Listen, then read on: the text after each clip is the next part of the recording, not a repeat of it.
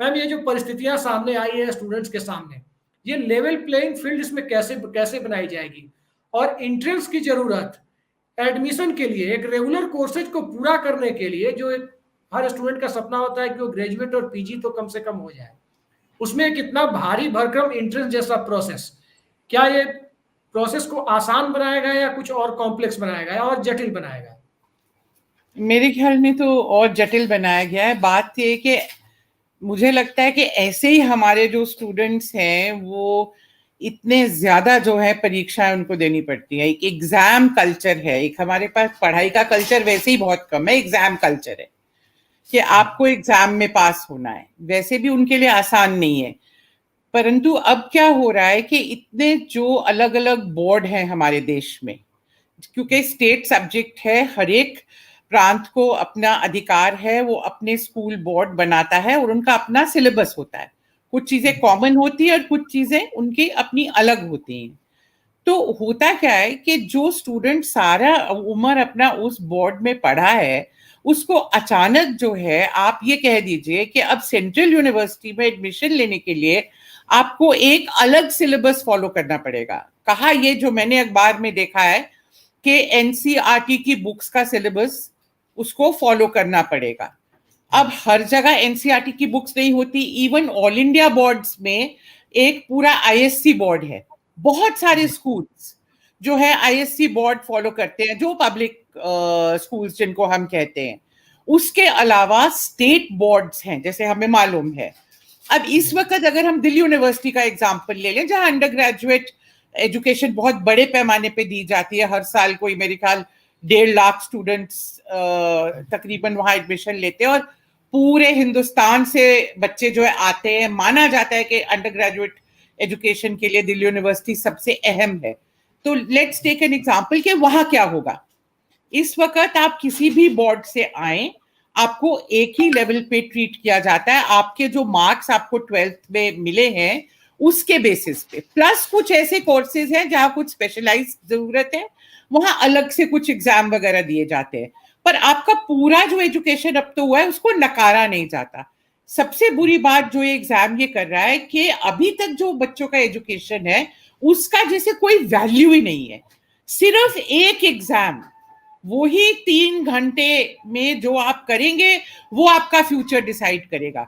ये गिलोटीन की तरह हो जाता है। जो बच्चा किसी तरह क्योंकि कोचिंग सेंटर चला गया, या उसकी एग्जाम देने की कैपेसिटी अच्छी है, या वो क्वेश्चन उसने रट लिए हुए हैं, या उस सिस्टम में से वो निकला है, वो प्रिविलेज्ड है, वो बच्चे निकल जाएंगे। और बाकी बच्चे जो है वैसे ही मार्जिनलाइज्ड जगह से हम आते हैं, और छोटी जगह से खासकर जो बच्चे आते हैं वो कैसे कोप करेंगे? उनके पास इतनी कैपेसिटी नहीं है। और दूसरी बात मैं एक और कह दूं, मैं टाइम पूरा वो नहीं हॉग नहीं करना चाहती, आपके बहुत सारे बहुत अच्छे, समय की कमी नहीं है। अच्छा ठीक। तो एक चीज जो मैं दूसरी जो इसमें मेरे को लगता है बहुत जरूरी है कि हम हमारे देश में जब हम कोई रिफॉर्म लाते हैं एजुकेशन में, मुझे नहीं समझ आती कि इतनी जल्दी क्या होती है। मार्च हो गया, आप कह रहे जुलाई में एग्जाम होगा, पूरे देश में सारी सेंट्रल यूनिवर्सिटीज को अफेक्ट करेगा, और आपने अनाउंस कर दिया कि ये हो गया और सबके लिए हो गया। क्या डिस्कशन किया आपने? कितने स्टेट गवर्नमेंट्स को कंसल्ट किया? कि आपने केब को कंसल्ट किया? एक पूरी बॉडी आपको मालूम है, CAB, central advisory board of education, जिसमें हर एक स्टेट के जो एजुकेशन मिनिस्टर है उसके मेंबर है। पूरा फेडरल सिस्टम को आप डिस्ट्रॉय कर रहे हैं बगैर सोचे समझे। कितने यूनिवर्सिटीज को आपने कंसल्ट किया जहां ये बच्चे जाएंगे? कितने स्कूल सिस्टम्स को कंसल्ट किया जहां से बच्चे आएंगे? किस बेसिस पे आप ये नतीजे पे पहुंचे? स्टैंडर्डाइजेशन का जो एक जोश चढ़ा है, one nation, one language, one exam, one election, one everything. India is not one everything, neither it has ever been nor will it ever be। जब तक आप इस देश की डाइवर्सिटी को, हर एक स्टेट्स की स्पेसिफिसिटी को, वहां की खूबियों को, कमजोरियों को, हर चीज को नहीं आप लाएंगे अपने कंसिडरेशन में, आप कभी सक्सेसफुल नहीं होंगे। तो ये इसका मकसद क्या है? आप इम्पोज जो कर रहे हैं इस तरह का एक false sense of uniformity, false sense आप ला रहे हैं of level playing field. I am sorry, level playing field ऐसे नहीं होती है। आप क्या लेवल प्लेइंग फील्ड लाएंगे? आप यही है ना कि सीबीएसई स्कूलों में जो बच्चे गए हैं उनको आपने प्रिविलेज कर दिया। सीबीएसई सिस्टम कहाँ है? ज्यादा पब्लिक स्कूल्स में है, जिसको हम प्राइवेट स्कूल, जिनको हम इंडिया में पता नहीं क्यों पब्लिक स्कूल कहते हैं, आज तक नहीं समझ आई, क्योंकि अंग्रेज उसको पब्लिक स्कूल कहते थे। और दूसरे जो है आपका जो विद इन गवर्नमेंट सिस्टम भी जो प्रिविलेज स्कूल्स है, जैसे कि आपके जो वो सरकारी जो स्कूल्स है, सेंट्रल स्कूल्स है, नवोदय स्कूल्स है, पर बाकी सारे जो स्कूल्स जो ये बोर्ड नहीं फॉलो करते सीबीएसई का, उसके बच्चे तो इमीडिएटली प्रिविलेज्ड नहीं रहे, उनको तो वो 2 नंबर पे पहले ही चले गए। अभी से वो बेचारे जो मैं जो बच्चे इस साल 12वीं दे रहे हैं और उनके माँ बाप के लिए मैं सुबह से मैं बहुत वरीड हूँ, बच्चों की सुइसाइड होने ना शुरू हो जाए इस देश में, क्योंकि इतना कम टाइम आप दे रहे हैं। अभी बच्चे एग्जाम्स के लिए बैठ रहे हैं, होगा क्या पता है आपको इस वक्त हालत क्या है मेडिकल एजुकेशन में और इंजीनियरिंग में, कि जो बच्चे इन फील्ड्स में जाना चाहते हैं वो ऑलरेडी स्कूल्स के एग्जाम की परवाह नहीं करते, वो सीबीएसई की परवाह नहीं करते। मैं आपको सिस्टम बताऊं क्या है, I know it from personal example. छोटे शहरों में, बड़े शहरों में बच्चे स्कूल में रजिस्टर हो जाते हैं और फिर जाके कोचिंग कोर्सेज में 2 साल पढ़ाई करते हैं, स्कूल जाते ही नहीं है। स्कूल कौन से अच्छे हैं जो अलाउ कर देते हैं बच्चों को कि पैसे फीस ले लो और वो जाके दूसरे कोचिंग सेंटर में 2 साल लगाते हैं। स्कूल की अहमियत खत्म हो गई, क्योंकि अब अभी इसमें भी यही होगा। सेंट्रल यूनिवर्सिटी में घुसना है तो नॉन इंजीनियरिंग, नॉन मेडिकल, मतलब नॉन साइंस वाले जो है उनमें भी अब ये हो जाएगा, आर्ट्स में, प्योर साइंस में, उसको भी आप खत्म कर देंगे। बहुत सारे प्रॉब्लम्स है, मैं तो आपको 1-2 बता पा रही हूँ। क्या परिस्थिति उत्पन्न हो गई है, ये कैसा माहौल बनाया जा रहा है जिसमें शिक्षा को, हायर एजुकेशन को बिल्कुल एक जैसे बेसिक एजुकेशन इंडिया में है जिसको बना दिया गया है, इंडिया और भारत में डिवाइड कर दिया है। सरकारी स्कूलों की हालत की मैं बात कर रहा हूँ। अब हायर एजुकेशन में जो गवर्नमेंट इंस्टीट्यूशन थे, सेंट्रल गवर्नमेंट के इंस्टीट्यूशन थे खासकर, उनमें थोड़ी साख बची हुई थी। अब उनको भी समाज के बहुत बड़े तबके को उससे वंचित किया जा रहा है, डिप्राइव किया जा रहा है। आखिर ये नौबत क्यों आ गई है, या इसके पीछे मानसिकता क्या है? आप म्यूट हैं, आप म्यूट हैं।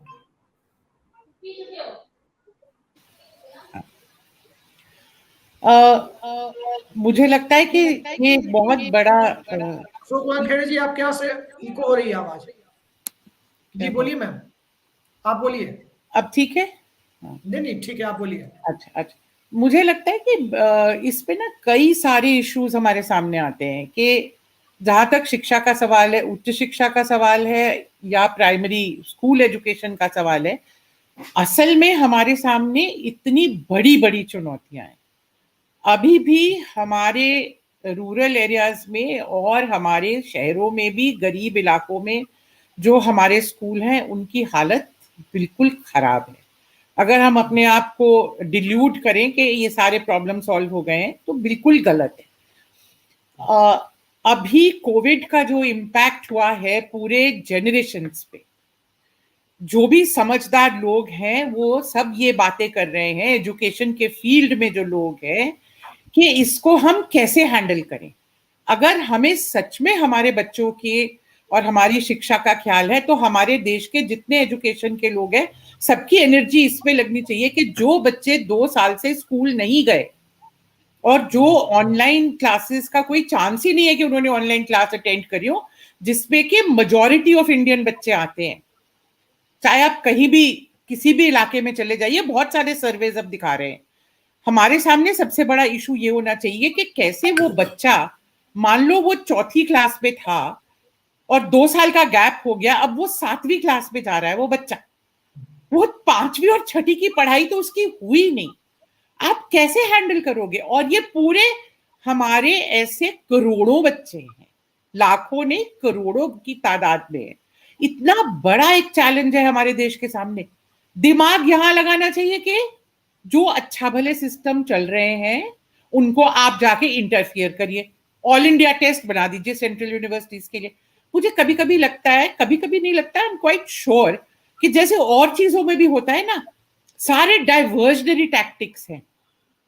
जहां हम लोगों का दिमाग लगना चाहिए, जो इश्यूज है, चाहे वो रोजगार का इशू हो, चाहे पढ़ाई के इशू हो, चाहे कोई इंटरनेशनल जो न्यूज है, चाइना के साथ हमारा रिलेशनशिप है, या यूक्रेन में जो हम स्टैंड ले रहे हैं, बजाय ठोस इश्यूज पे हम लोगों को सोचने देने के लिए, मीडिया को भी लगे देने के लिए, बीच में एक ऐसा डाइवर्जन इशू आ जाता है, एक बिल्कुल जिसका नेगेटिव ही इफेक्ट होता है, और हम सबको उधर डाइवर्ट कर दिया जाता है। कितनी एक बेतुकी बात है। अब मुझे बताइए, किसी से अगर आप पूछते कि इस वक्त हिंदुस्तान के एजुकेशन सिस्टम के सामने कौन सा सबसे बड़ा प्रॉब्लम है, कोई आपको ये कहता कि हमें एक all India exam central universities के लिए बनाना बहुत जरूरी है, उसके बगैर हमारी एजुकेशन डामाडोल हो रही है। अच्छा, इसमें कितनी, मतलब मैं क्या कहूं, मैं वर्ड अनफॉर्चुनेटली स्ट्रॉन्ग आ रहे हैं मेरे लिप्स पे मतलब बेवकूफियां हैं यहाँ। जेएनयू, आप जानते हैं, जेएनयू में हमारे यहाँ अंडर ग्रेजुएट एजुकेशन कौन सी चीज में है? सिर्फ फॉरेन लैंग्वेजेस पे, ठीक है। हमारे सोशल साइंसेस में अंडर ग्रेजुएट एजुकेशन है ही नहीं। तो एक बहुत स्पेशलाइज्ड एक एरिया है जहां जेएनयू में अंडर ग्रेजुएट एजुकेशन है फॉरेन लैंग्वेजेस पे। इंडियन लैंग्वेजेस में भी नहीं है, या कहीं एक आध में कुछ होगी, तो अगर होगा तो मुझे नहीं मालूम है। जहां तक मेरा नॉलेज है, सिर्फ फॉरेन लैंग्वेजेस में हम देते हैं। अब मुझे ये बताइए कि जेएनयू को धकेलने का ये ऑल इंडिया एग्जाम में क्या मकसद है? थोड़े से बच्चे जो फ्रेंच, इटालियन, चाइनीज, कोरियन ये सब पढ़ने के लिए आ रहे हैं, जिसके लिए जेएनयू का एक बहुत स्पेशलाइज सेंसिटिव एग्जाम है, उनकी कैपेसिटी देखता है कि लैंग्वेज पढ़ने का इंक्लिनेशन है या नहीं, थोड़ी बहुत उन देश के बारे में कोई इंटरेस्ट है कि नहीं। अब आप एक स्टैंडर्डाइज सिस्टम में कहां से आप वो डोमेन वाले उसमें घुसाएंगे? आप बताइए, नहीं हो सकता। और वहां आप कह रहे एग्जाम इस बेसिस पे होगा कि स्कूल में जो आप पढ़ के आए हैं वही होगा। स्कूल में कौन बच्चा फॉरेन लैंग्वेज पढ़ के आया है? कोई इक्के दुक्के करते हैं फॉरेन लैंग्वेज। मुझे नहीं समझ आता कि अब जरा भी सी किसी को अकल होती तो पूछता जेएनयू से कि भाई, इस सिस्टम में तुम्हें हम ले जा रहे हैं जबरदस्ती, क्या असर होगा तुम्हारे पे? मतलब इसका किसी को बेनिफिट या लॉस की बात ही कहा है, जब अंडर ग्रेजुएट एजुकेशन जेएनयू में है ही नहीं सिवाय एक फॉरेन लैंग्वेजेस के लिए। मैं एग्जाम्पल इसके लिए दे रही कि मैं जेएनयू का देना चाहती हूँ। ये एग्जाम्पल है बगैर सोच के काम करने का। जहां सूट नहीं करता वहां भी आप वन साइज फिट्स ऑल, ये जूता जो है ये सबके पैर में हम एक ही चढ़ाएंगे, चाहे वो बच्चा हो, चाहे बड़ा हो, चाहे उसके पैर छोटे हो, चाहे उसके पैर बड़े हो, उसको यही जूता पहनना पड़ेगा।